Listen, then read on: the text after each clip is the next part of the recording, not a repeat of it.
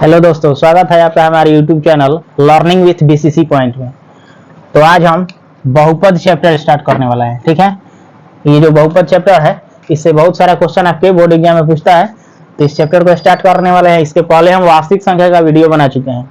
अगर आप वास्तविक संख्या का वीडियो नहीं देखे हैं तो इसके डिस्क्रिप्शन में वास्तविक संख्या का वीडियो दिया गया है, आप वहां से जाकर के आसानी से वास्तविक संख्या के वीडियो को देख सकते हैं। चलिए हम स्टार्ट करते हैं। हमारा पहला क्वेश्चन है, द्विघात बहुपद 4y² माइनस 4y प्लस 1 का शून्यक ज्ञात करना है तथा शून्यकों और गुणांकों के बीच संबंध को सत्यापित करना है कि संबंध क्या होगा। देखिए, शून्यक जब निकालना है तो जो समीकरण दिया गया है द्विघात बहुपद का, उसके बराबर में शून्यक यानी कि alpha plus beta, alpha beta का मान ज्ञात कर लेंगे शून्यक, और अल्फा प्लस बीटा शून्यकों का जो गुणांकों के बीच का संबंध जो बताना है, यानी कि अल्फा प्लस बीटा का मान, ठीक है, जो मान आएगा माइनस बी बटाए, ये दोनों इक्वल आना चाहिए। ठीक है, संबंध में, और अल्फा इंटू बीटा का जो मान आना चाहिए ये भी इक्वल आना चाहिए सी बटा ए के।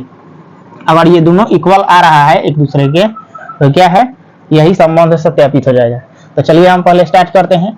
यहाँ से सबसे पहले बनाने के पहले हम क्या लिखेंगे, हल लिखेंगे। हमारा हल यहाँ दिया हुआ है, कौन सी दिया है, आपका समीकरण दिया है कितना, 4y² माइनस 4y प्लस 1। शून्यक निकालते हैं तो बराबर में क्या कर देंगे, 0।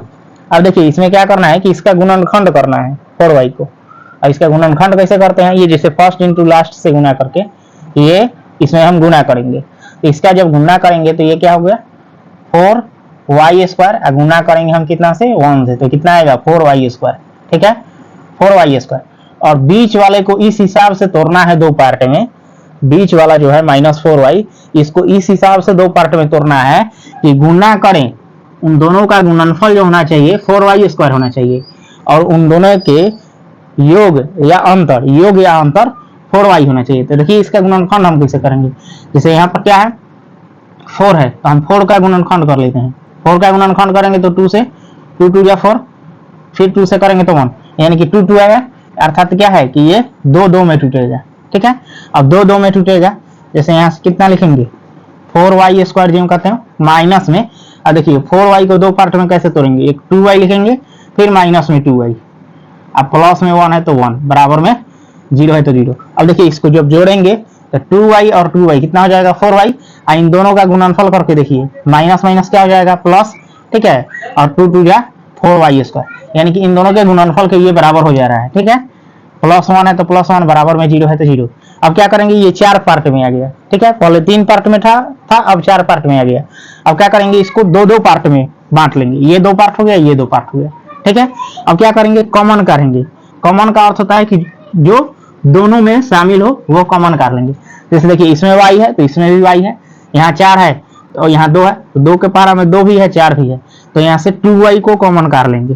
ठीक है, 2y जब कॉमन कर लेंगे तो 2 2 या 4, यहाँ डबल y² है तो यहाँ 1 बचेगा, और माइनस में यहाँ से 2y बाहर निकाल लिए तो क्या बचेगा, 1 बचेगा। ठीक है, और इसमें से देखिए, इसमें से माइनस 2y है प्लस में 1 है, तो इसमें से हम माइनस 1 को कॉमन कर लेते हैं। माइनस 1 कॉमन कर लेंगे तो यहाँ से माइनस जब कॉमन कर लेंगे तो 2y बचेगा, यहाँ प्लस है तो माइनस हो जाएगा 1। ठीक है, बराबर में 0।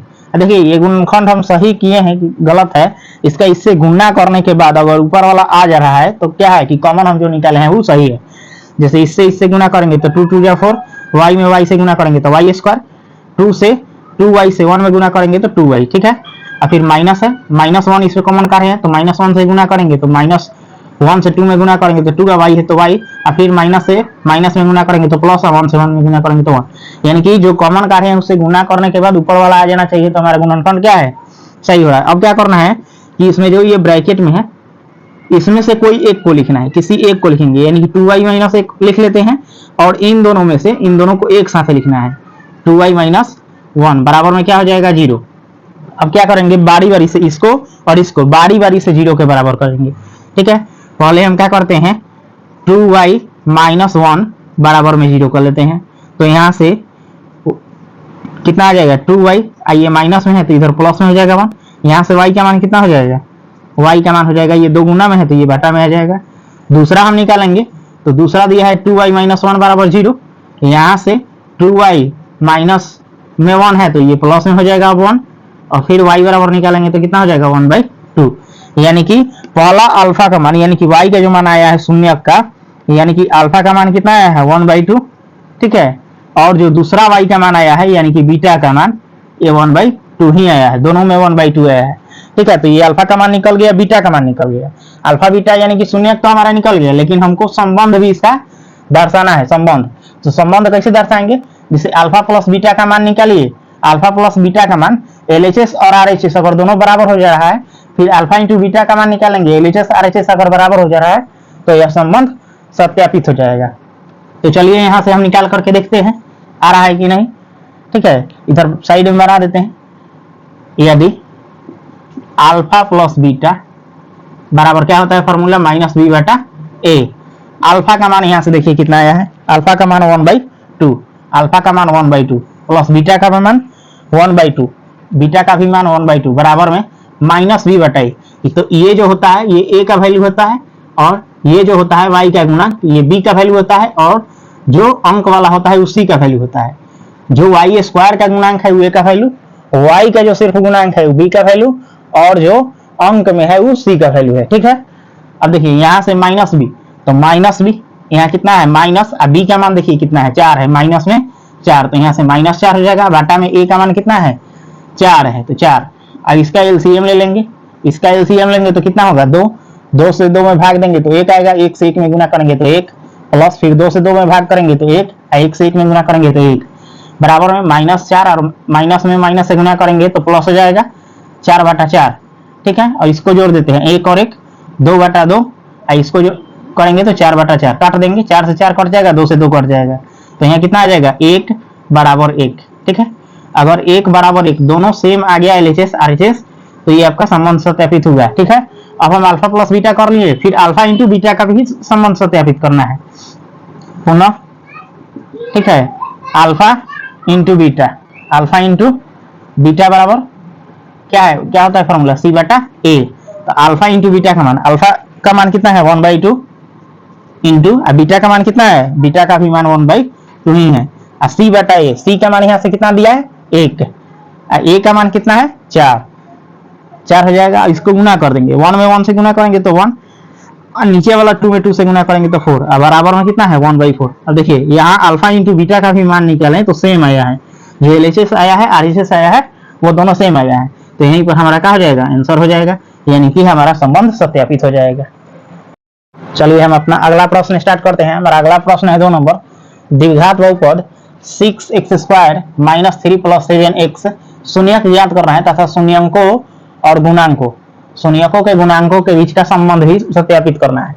तो यहाँ से देखिए द्विघात बहुपद कितना दे दिया है 6² - 3 प्लस में 7x, यानी कि यहाँ से a का मान कितना है, जो x² का गुणांक होता है वो a का मान होता है, और x का जो गुणांक होता है वो b का मान होता है, और जो अंक में है उसी का मान हो जाएगा, ठीक है।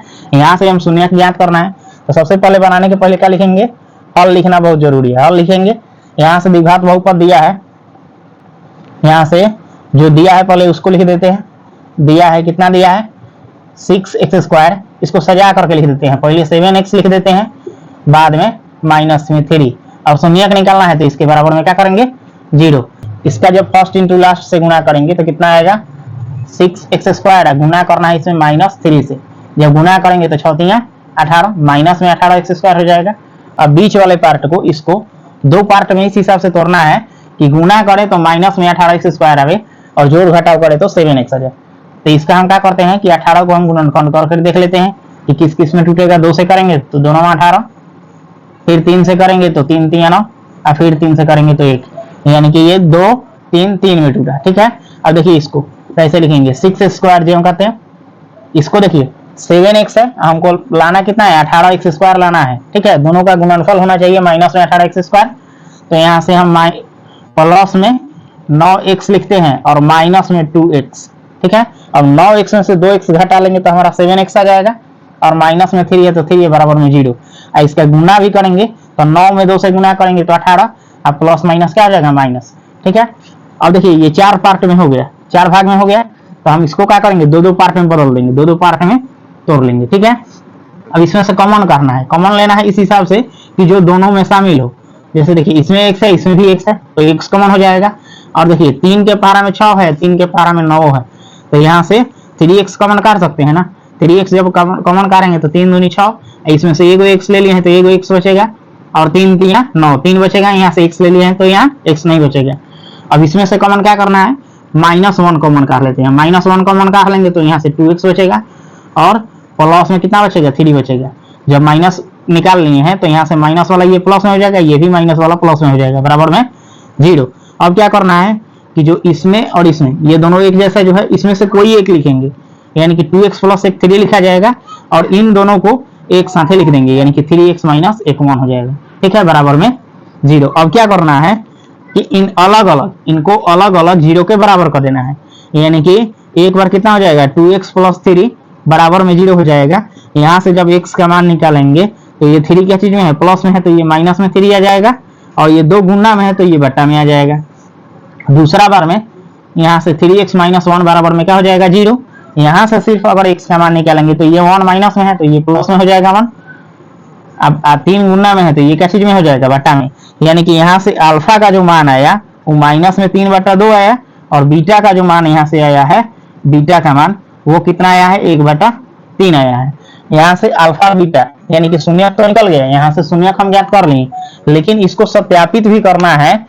क्या, इसको सत्यापित करना है कि इसका योगफल और गुणनफल जो होना चाहिए एक दूसरे के बराबर होना चाहिए, यानी कि अल्फा प्लस बीटा का जो मान होना चाहिए, यहाँ से अल्फा प्लस बीटा का जो मान होना चाहिए वो -b/a के बराबर होना चाहिए, ठीक है। और अल्फा इंटू बीटा का जो मान होना चाहिए वो c/a के बराबर होना चाहिए। तो चलिए हम सत्यापित करने के लिए यहाँ से देख लेते हैं। सत्यापित करने के लिए सत्यापित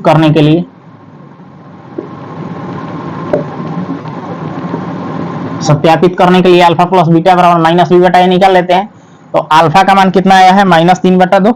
यहाँ से अल्फा का मान -3/2 और बीटा का मान कितना आया है, 1/3, तो प्लस में 1/3 हो जाएगा, ठीक है। अब माइनस बी का मान इसमें से कितना दिया है, तो बी का मान 7 है, और यहाँ माइनस है तो माइनस, 7 है तो 7 हो जाएगा।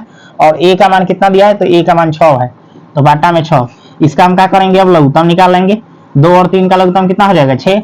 2 से 3 में भाग देंगे तो 2 3 6, और 3 से 3 में गुना करेंगे तो माइनस में 9, प्लस है तो प्लस, 3 से भाग देंगे 6 में तो 3 दूनी 6, और 2 से 1 में गुना करेंगे तो 2, बराबर में कितना हो जाएगा, माइनस में 7/6। इसको घटा लेते हैं, -2 में से 2 घटा लेंगे, -9 में से 2 घटा लेंगे तो माइनस में 7 बचेगा, और बटा में 6, और बराबर में इधर माइनस में 7/6। अब देखिए इसमें LHS RHS बराबर हो गया, ठीक है। एक निकल गया शून्यक वाला, शून्यक का योगफल वाला। अब अल्फा इंटू बीटा का गुणात्मक वाला निकालेंगे। इसका फॉर्मूला क्या होता है, c/a होता है। अल्फा इंटू बीटा का मान, अल्फा का मान कितना है, माइनस में 3/2, इंटू में अल्फा इंटू बीटा का मान कितना है, 1/3, बराबर में c/a। तो c का मान यहाँ से कितना दिया है, -3, और a का मान कितना दिया है, 6 दिया है, तो यहाँ से 6 हो जाएगा। इसमें क्या करेंगे, गुना कर देंगे। यहाँ 3 से 3 कम हो जाएगा तो कितना बचेगा, यहाँ माइनस का चिन्ह है तो -1/2 बचेगा, और बराबर में इसको काट देते हैं, 3 दूनी 6, तो इसमें भी क्या बचेगा, -1/2। ऊपर कुछ नहीं बचा है तो -1 बचेगा, बटा में 2। ये भी देखिए दोनों इक्वल हो गया, LHS RHS बराबर हो गया। जब यही शून्यक का योगफल और शून्यक का गुणनफल जो है एक दूसरे के बराबर हो जाता है तो यही सत्यापित हमारा यहाँ से आंसर हो गया, ठीक है। चलिए हमारा अगला प्रश्न है 3 नंबर, द्विघात बहुपद x² - 3 शून्यक ज्ञात करना है तथा शून्यकों के गुणांकों के बीच का संबंध को सत्यापित करना है। जैसे पहले वाला क्वेश्चन बताए हैं उसी तरह का है, लेकिन इसमें x² - 3 दिया है, ठीक है। x का गुणांक नहीं दिया है। x का गुणांक अगर नहीं दिया है तो इसमें a का मान कितना हो जाएगा, a का मान हो जाएगा, x² का गुणांक क्या है, कुछ नहीं है तो 1 रहता है, तो यहाँ से इसका 1 जो हो जाएगा वो a का मान हो जाएगा, ठीक है। और b का मान देवे नहीं किया है, x के गुणांक नहीं दिया है, तो b का मान यहाँ से क्या हो जाएगा, 0 हो जाएगा। जब कुछ नहीं दिया है तो 80 का मान 3 हो जाएगा, -3, ठीक है। तो हम पहले लिख लेते हैं जो दिया है यहाँ से कितना, x² - 3। अब शून्यक निकाल रहे हैं तो बराबर में इसको क्या करेंगे, 0 करेंगे।